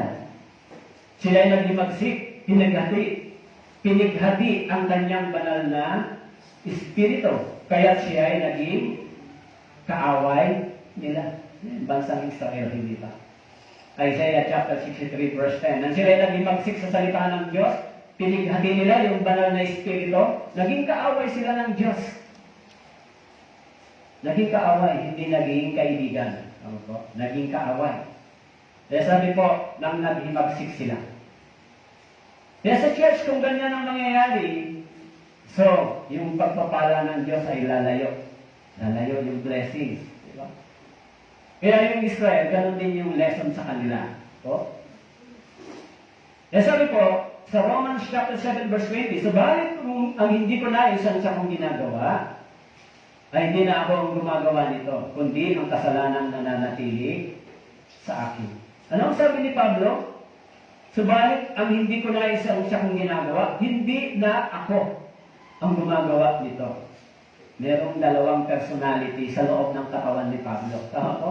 Power. Hindi na ako. Ibig sabihin, hindi na ako ang gumagawa nito, kundi ang kasalanan na nananatili sa akin. Kaya sabi niya, subalit ngayon, hindi na ako ang gumagawa, kundi ang kasalanan na nananatili sa akin. Kaya, hindi ba? Bakit ba tayo nagkakasala? Kasi may kasalanan na nananatili pa sa akin. So, kung bakit nangyayari ito? Kasi gumagawa siya sa akin. Now, kung gumagawa siya sa akin, dapat akong hindi mag-agree sa kanya. Tama po? O halimbawa, ganito. Parang Example lang, di ba? Ano ba, sabihin sa'yo dumating sa isip mo, uy, sige, sapakin mo siya, di ba? Kung galit ka, di ba? Kunyari lang. So, wala namang taong nagsasabi sa'yo. Pero, pumapasok naman yun sa isip mo, di ba? Sige, sige, awayin mo. Wala namang nagtuturo sa'yo na awayin mo, walang tao, ikaw lang mag-isa. Sige, lumapang ka, makipag-away ka, di ba? Yung kasalanan na nanatili sa'yo, inuudyakan ka. Tama po? Kung halimbawa, nagalit ka, di ba? Pag nagalit ka, may papasok sa isip mo, lumaban ka, di ba? Saktan mo, di ba? Wala namang tao nagsasabi sa'yo, pero pumapasok sa isip mo. Kaya sabi ni Pablo, hindi na ako ang gumagawa nito, kundi ang kasalanan nananatili sa akin. Mayroong nag-uudyok sa akin. Tama po? Na-experience nyo ba yung gano'n? Lagi ba kayong mabait? Hindi. Santong-santo? Hindi. Di ba, minsan nagtitigil din tayo sa ating sarili. Pero, iniisip natin na hindi tama yun sa harapan ng Diyos. Tulungan tayo ng Diyos na ipagkatiwala sa kanyang bagay na yun. Tama po? Kasi alam natin na pwede tayong makagawa ng sin kung hahayaan natin yung laman. Tama po? Pero kung kukontrolin pipigilan natin, hindi ito tama, mapipigilan natin yung sin. Kasi tinutulungan tayo ng banal na Espiritu. Alam niyo po, minsan meron isang tao na pinagmamalaki siya ng kanyang biyanan. Manugang siya lalaki. Napakong history po yan. Puring-puri siya ng kanyang manugang. Alam mo, napakabait niya ng manugang ko. Hindi nga yung lumalabas ng baka, palasimba nga, religious palasimba. Kwento niya yun na gano'n. Pero isang araw, itong kanyang manugang ay inaway yung asawa, yung anak niya, nasaktan. So, hindi nakapagtigil yung manugang niya. Napatay niya yung umaway sa kanyang asawa. Pero sinasabi ng manubena niya, napakabait niya. Hindi nga yan lumalabas, bihira, ganito, napakabait. Ano po? Kahit siya mabait, pero dumating yung time na yung kapangyarihan ng kasalanan ay umiral sa kanya. Tama po? Kaya yung mga totoong born-again believer, yung mga totoong born-again, hindi po totoo yung sinasabi ng iba. Yung mga born-again believer, pwede ba makapatay pa ng hindi sinasadya o sinasadya? It is impossible. Bakit po? Yung buhay ng tao, ang Diyos ang nagpo-protect. Hindi iaalaw ng Diyos magawa mo yan. Bakit po? Sapagkat yung buhay para sa Panginoon ay sanctified. Ano po? Banal. Hindi hahayaan ng Diyos ang kamay ng isang born-again believer ay makagawa ng ganitong bagay. Sapagkat yung buhay ay ang Panginoon lang ang pwedeng pumuha. Tama po? Pwede bang kunin ng tao yung buhay natin kung hindi inaalaw ng Diyos? Ang Diyos lang ang pwedeng magbigay noon, tama po, ng kapangyarihan sa sino man. No? Pero sa atin, hindi yun ibibigay ng Diyos. Bakit po? Sabagat yung buhay ay mahalaga sa Panginoon. Kaya nga tayo, pinapangaral natin yung Ebanghelyo para mabuhay sila. Di ba? Kung magawan mo nun hindi ligtas, di dahilan yun para siya mahulog sa impyerno. So, it is impossible. Tama po? Minsan kasi may narinig akong ganun turo. It is impossible. Kasi bakit po? Yung buhay, ang Diyos ang siyang nagpo-protect. Tama po? Tayo nga lang, nag-iisip lang ng kamalian, kinakabahan ka na eh. Ritakot ka na eh. Yung pa kayang gano'n, tama po? Dahil yung kasalanan, sabi ko, nananatili sa atin, pero wala na itong kapangyarihan sa atin. Wala nang kapangyarihan sa iyo yung sin, pero pwede pa siyang gumawa sa pamamagitan mo. Ano, naintindihan niyo po? Pwede pa. Kasi bakit po? Nandyan pa siya. Okay? Kaya meron tatlong bagay na yung kasalanan ay nananatili. Una, na-discover ni Paul yung kasalanan written in the heart of men. Kaya sabi po, ang puso ay mandaraya kaysa lahat ng lubang napakasama. Sino makakaunawa nito? Ang Panginoon ang sumisiyasat ng pag-iisip. Sumusubok ng puso upang ibigay ang lahat ng ayon sa kanilang mga laban. Ayon sa bunga ng kanyang mga gawa. So, yung puso daw ay mandaraya, yung puso. Tama po? Kaya pag hindi na born again yung pusong ito, hindi ito hihinto sa pandaraya. Hello, tama po? But of course, kahit na born again na yung pusong yan, nandyan pa rin yung tukso para maging madaya. Hello, naintindihan niyo po? Kaya minsan, may mga nagsasabing mga born again, lalo sa mga kabataan, di ba? Sinisikap nilang labagin yung tungkol sa pagpili. Di ba? Pagpili sa mga hindi born again believer. Meron silang nagiging relationship. Siyempre, kung ikaw ay naligtas anak ng Diyos, tapos hindi pa ito, magkakaroon kayo ng problema, di ba? Kasi, bakit po nagkaganon? Dahil yung puso ay mandaraya. Tama po? Kaya minsan, may mga born again na kabataan, nag-i-entertain ng ganito. Hindi pa entertain. Sorry sa mga youth, pero gusto kong sabihin lang para for your warning and information. Di ba? Kasi yung puso ay minsan mahina pag bata pa. Kaya nga yung mga bata, minsan nagde-decide sila sa pamamagitan ng kanilang heart, hindi sa pamamagitan ng kanilang wisdom. Tama po? Kaya yung mga kabataan, dapat talaga silang turuan. Kasi yung kanilang puso weak, yung kanilang knowledge is weak. Tama po? Kapag nahulog sila, wala na silang magawa, hindi na mababawi. Kaya sabi ni Pablo, sabi po ng Biblia, ang puso ay mandaraya. Kaya sabi ko, yung puso ay sinisiyasat ng Panginoon. Ang Panginoon ang sumisiyasat sa pag-iisip. So, pangalawa, sin is written in our mind. Tama po? Kaya, sabi po doon sa Awit, chapter 53, verse 1, walang Diyos sinasabi ng pusong hangal. Sila ay masasama. Silang nagtitiwala sa kanyang sariling puso ay hangal, ngunit maliligtas ang lumalakad na may katalinuhan. Kaya sabi po ng Biblia, sinasabi ng pusong hangal. Ano daw? Walang Diyos. Kaya yung puso ng tao ay may sakit, di ba? Cancer. Tama po? Kaya sabi po, yung puso nito, dapat ay ma-born again. Di ba? Kung na-born again ito, nagbabago yung kanyang kondisyon. Tama po? Yung puso. So, minsan yung desire ng puso ay hindi tama sa harapan ng Diyos. Kaya sabi po, kapag maghilong siya magsasalita, huwag mo siyang paniwalaan sapagkat sa kanyang puso ay may pitong karumalduman. Tama po? Mga kapatid, mag-iingat kayo na walang sino sa inyo ang may pusong masama at walang pananampalataya na naglalayo sa buhay ng Diyos. Kaya, kung na-born again po kayo, dapat yung ating puso ay ingatan natin sa pamamagitan ng salita ng Diyos. Punuin natin siya ng salita ng Diyos. So, kahit nga na born again na tayo, minsan meron pa rin tayong maling pinipili. Tama po? May choices pa rin tayo minsan na mali. Meron mo ba kayong experience na ganon? O laging tama ang pagpili niyo?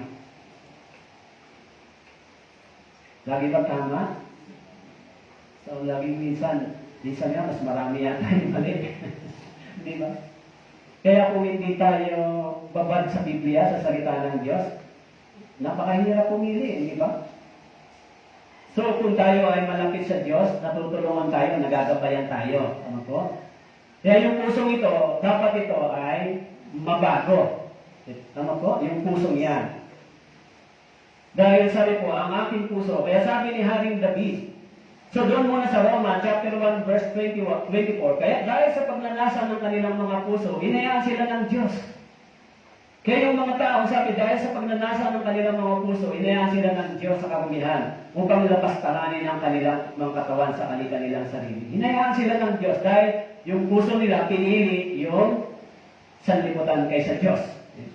Kaya si Haring David, sinabi niya, ang aking puso ay tapat, o Diyos, aking puso ay tapat. Ako'y aawit o ako'y aawit ng mga papuri. Kaya pag na-born again tayo, ganito dapat yung maging puso natin sa Panginoon. Sikapin natin na yung puso natin ay lumakad at gumawa ng may katapatan sa Panginoon. Di ba? Kaya sabi ni Haring David, ang aking puso ay tapat. Kaya pag na-born again yung ating puso, nagbabago po siya ng desire. Nagkakaroon po siya ng contentment, satisfaction. So yung mga worldly things ay unti-unting iniiwan ng ating pagnanais. Tama po? Kapag na-born again po kayo, mawawala sa inyo yung pagnanais na mas marami sa sanlibutan ito.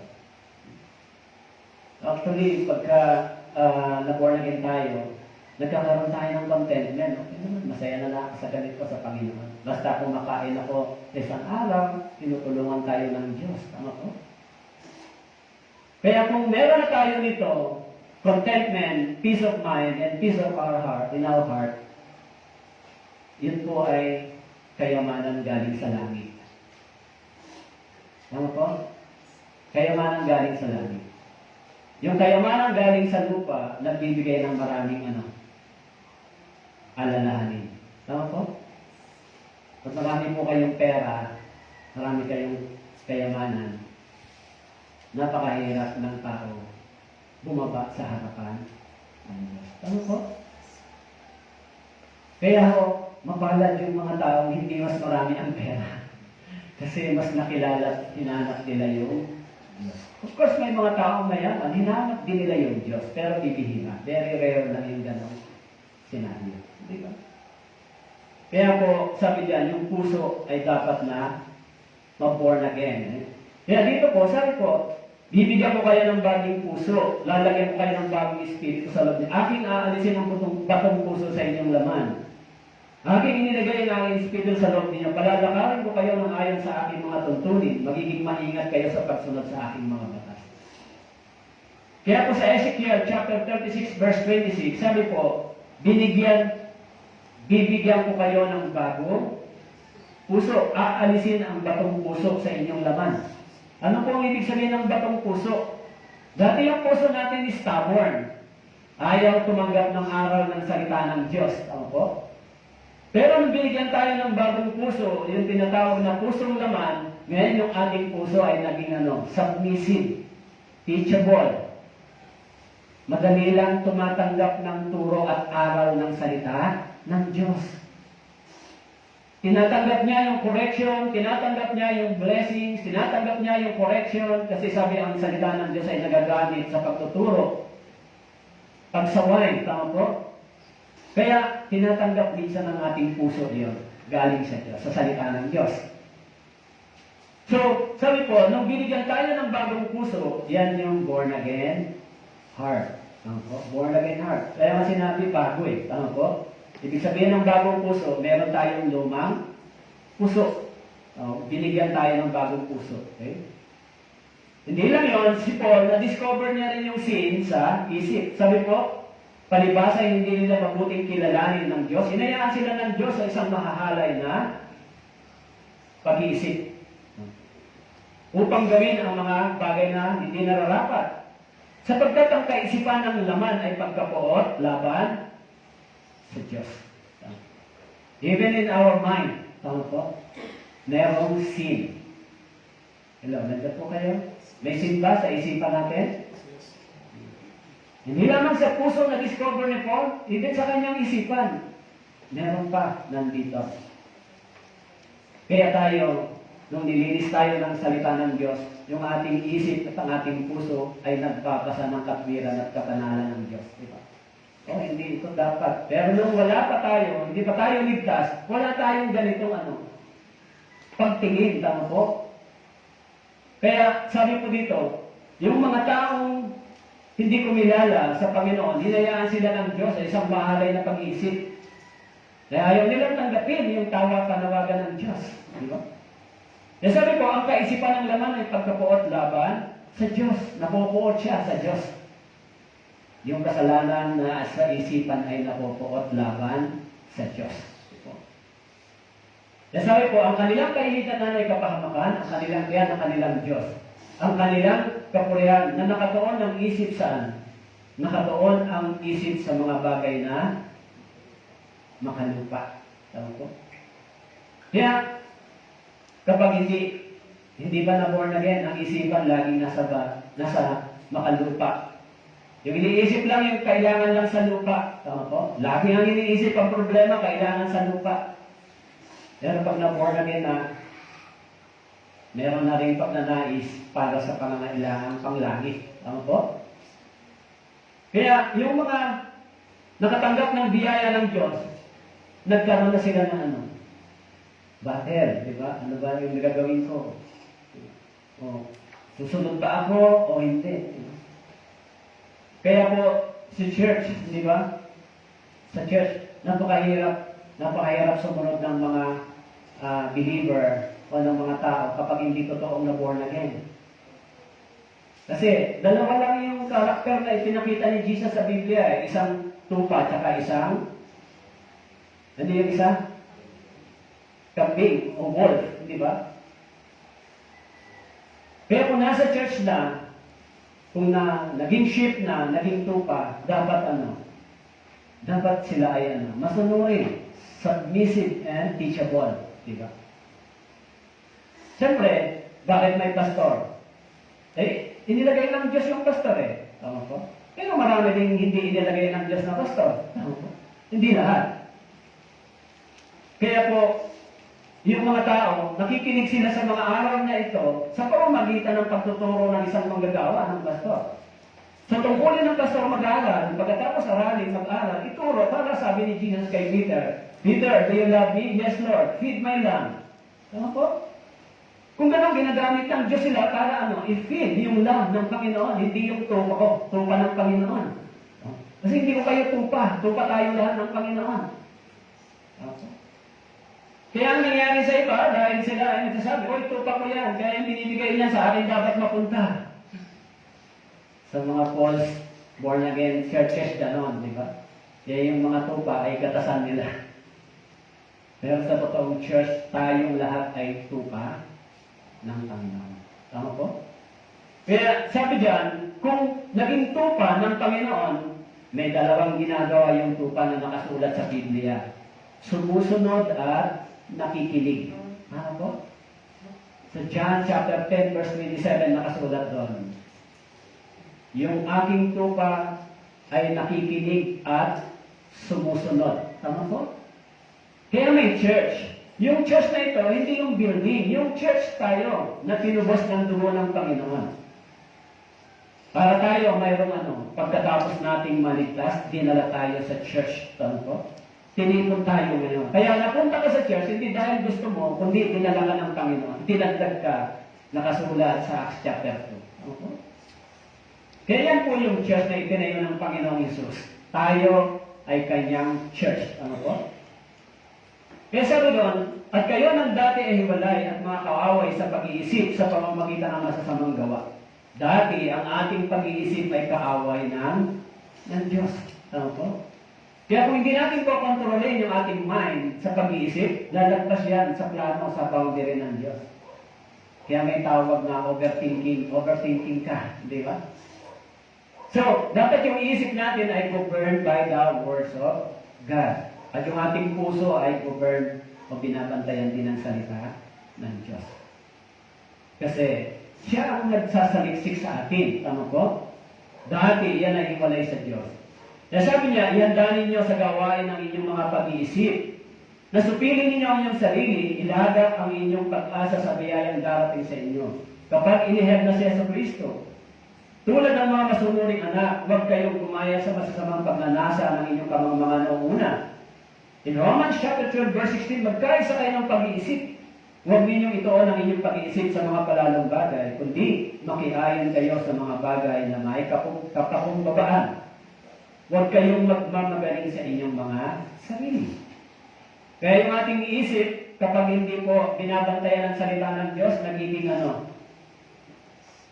mapagmataas. Tama po? Yung puso tumataas, nagiging ma-pride, nagiging arrogance minsan. Tama po? Kapag yung puso at isip ay hindi nabantayan, nagiging mapagmataas ito. Tama po? Kaya sabi po dito, ihanda ninyo sa gawain ng inyong mga pag-iisip, supilin ninyo ang inyong sarili. Tama po? Supilin. Ilagak ang inyong pag-asa sa biyayang darating sa inyo. Kaya dapat daw sinusupil natin yung ating sarili. Tama po? Hindi tama yan. Di ba? Hoy, self. Mali yan. Hoy, isip. Hoy, puso. Mali yan. Tama po? Kasi, hindi naman yan yung pusong literal na laman. Tama po? Yung isip, hindi naman yan yung isip na literal na nasa brain. O yung brain mo, di ba? Yung isip is, kung titignan natin na isang bagay na hindi mo naman nahahawakan, pero na nandyan sa iyong katawan. Tama po? Halimbawa, yung puso. Yung puso ng tao, hindi ba? Actually, medyo may konting similar yung puso at isip kasi parehas siyang nagdidictate o pumipili. Tama po? Sa spiritual, halos similar sila. Kasi yung puso ay sumusuri din at yung isip ay pumipili din. Tama po? Pero yung isip nyo, yung ba yung brain? Yung isip ba natin, yung brain? Ha? Yung brain ba natin? Hindi. Yung brain natin literally nagko-connect lang sa ating body. Pero yung isip natin, hindi natin yan nakakonect sa literal sa ating physical na katawan. Kundi ito ay spiritual part. Tama po? Nag-iisip tayo. Yung ating spiritual mind nag-iisip. Yung ating spiritual heart ay pumipili. Tama po? Kasi kung tayo ay hindi spiritual mind at spiritual heart, nagiging ano to, makasanlibutan yung pagpili lagi. Tama po? Kaya, nung tayo po ay naligtas, sabi ng Bible, ihanda ninyo sa gawain ng inyong mga pag-iisip. It is spiritual matters. Tama po, it is spiritual part. Hello, naintindihan niyo po? Ano bang isip? Yung brain ko ba? Iayos ko. Hindi po. Yung mind natin, i-focus natin sa mga bagay na kalooban at plano ng Diyos. Tama po? Ngayon, paano natin magagawa? Tutulungan tayo ng banal na espiritu. Tama po? I-organize tayo. Kaya yung buong linggo, kung totoong na born again, organize na. Tama po? From Monday to Friday ay gawain ko o Saturday. Tama po? Gawain ko sa physical na aspeto. Siyempre, kung meron kang prayer, mabuti yun. May Bible reading ka for your spiritual needs. Pagdating ng Sunday, automatic yun. Dapat nasa church ako, fellowship. Kasama ako ng mga brothers and sisters. Tama po? Eh kung halimbawa, habang nandito tayo, dumating ang Panginoon. Alam niyo, yun nga minsan ang sabi ko, sana dumating ang Panginoon habang nagpipreach ako ng salita ng Diyos. Halimbawa po, ngayon, dumating ang ating Panginoon ngayon. O yung mga wala rito, kasama pa? Siguro, kung di sila totoong ligtas, maiwan talaga sila, di ba? Pero kung ligtas man sila, ganyan ang gawain nila, sa tingin nyo, pagharap nila sa Diyos, papalakpak ba sila? Papalakpak ba ang Panginoon? Well done, good and faithful servant, lagi kang absent. Papalakpak ba ang Diyos sa ganon? Hindi. Alam niyo, may mga believer na haharap sa Panginoon na magsisisi pa, luluha pa. Bakit po? Merong bagay silang dapat na ihingi pa ng sorry sa Panginoon. Hindi ba? Meron po. Ang bawat dila at tuhod ay luluhod sa Panginoon. Kung hindi mo ginawa yung part mo, yung best mo, ano ang ginawa mo pagkatapos maligtas? So, sa Biblia, sinasabi na ang lahat ng mga born-again believer, mayroong pagkakataon tumanggap ng gantimpala. Tama ba? Binigyan tayo ng Diyos ng pagkakataon. Ngayon, kung dumating ang Panginoon, wala kang ginawa. So, anong sasabihin ng Diyos sa iyo? Diba? Paano yan? Wala kang gantimpala. Eh kung walang gantimpala, ang kapalit ay ano? Hindi natin alam sa born again. But I'm sure, kung ang isang Kristiyano ay inabutan ng Diyos na nabubuhay sa kasalanan, I'm sure na mayroong itong karampatang consequence. Di ba? Kaya, sabi, ilagak ninyo ang inyong pag-iisip. Ihanda ninyo ang inyong mga pag-iisip sa gawain. Kaya sabi po, paano natin mariritin yung ating mind? Kaulirihan mga kapatid, anumang bagay na totoo, anumang bagay na kagalang-galang, anumang bagay na matuwid, anumang bagay na malinis, anumang bagay na kaibig-ibig, anumang bagay na kapuri-puri. Kayong mayroong anumang kagalingan, kung may anumang nararapat papurihan na isipin ninyo ang mga bagay na ito. Isipin ninyo ang mga bagay na ito. Ang mga bagay na inyong natutunan tinanggap, narinig sa akin, ang mga bagay na ito ang gawin ninyo at ang Diyos ng kapayapaan ay sasabihin. Kaya, sa susunod na lang po yung isang topic. So, tinalakay natin yung tungkol sa the power of indwelling sin. Ano po? Kasi marami na akong nasabi sa inyo. Mas maganda yung pinag-aralan natin ay balikan nyo kung nagsusulat kayo at naka-upload pa panoorin niyo po ulit. Kasi alam niyo po, napakagandang masuri ito, yung ganitong pag-aaral. Ito pala yan. Para mas makita natin kung bakit tayo kailangan maging matapat at gumawa sa Panginoon. Dahil, alam niyo kung bakit tayo nagnanais mas magbalik sa Panginoon? Kung minsan tayo ay nagkakamali, hindi tayo inahatulan ng Diyos. Tama po? Nararamdaman pa rin natin yung pag-iingat ng Diyos, yung pagbabantay ng Diyos, yung pagkalinga ng Diyos, yung pagbigay ng Diyos ng tulong, kahit minsan mali tayo. Kasi hindi gusto ng Diyos na tayo ay mahulog at mawasak. Tama po? Kaya pag nare-realize natin gano'n, mas lalo tayong nagiging thankful, mas lalo tayong lumalapit sa Panginoon at nagnanais sumunod sa Kanya. Diba? Kahit hindi tayo naging perfecto, kahit minsan meron tayong kulang, may mistakes tayo, pero kapag lumapit tayo sa Panginoon, nararamdaman pa rin natin yung pag-care ng Diyos. Nararamdaman pa rin natin yung biyaya ng Diyos. Nakakatanggap pa rin tayo ng spiritual comfort sa Panginoon. Tama. Hindi tayo inahatulan ng Diyos, kundi tumatanggap tayo ng comfort mula sa Kanyang salita. So kung nakapanumbalik tayo yung puso natin, nagiging mas masaya yung relasyon sa Panginoon, di ba? Nagiging mas matatag yung relasyon sa Diyos. Pero dapat mga brothers and sisters, gising tayo sa bagay na ito. Kasi maaaring umantong ito sa kamatayan ng katawan. Tama po? Kasi sabi ni Pablo, ibigay yung kanyang katawan kay Satanas, kaya ang espiritu niya ay maligtas. Sabihin yung katawan mo, gagamitin ng Diablo, and the more na ginamit ng Diablo yung katawan mo, papatayin na yan ng Panginoon kasi baka mas maraming mapahamak dahil sa iyo. Tama po? Kung totoo kang ligtas. Pero laging ang Diyos, binibigyan niya tayo ng biyaya, di ba? Siguro, hanggat hindi ng tao naaabot yung peak ng pamantayan ng Diyos sa sin, hindi niya yung kakalusin, di ba? Katulad sa panahon ni Noe, nung dumating na sa pamantayan ng Diyos yung kasalanan, sabi doon, every imagination of their heart, even in their mind, is committing the sin against God. So, sabi ng Diyos, kailangan ko ng tanggalin yung laman na ito. Pero itinira yung pamilya ni Noe. Tama po? Kasi kung hindi yung ginawa ng Diyos, baka ang kasalanan ngayon ay mas triple pa kaysa noong unang panahon. Tama po? Kaya tayo bilang mga ligtas, kapag na-born again ka, yung kasalanan, hindi po patagdag ng patagdag sa iyo. Yung kasalanan na yan, patikris ng patikris. Pag naligtas mo tayo, yung kasalanan ay patikris ng patikris hanggang sa humarap tayo sa Diyos na perfecto na. Tama po?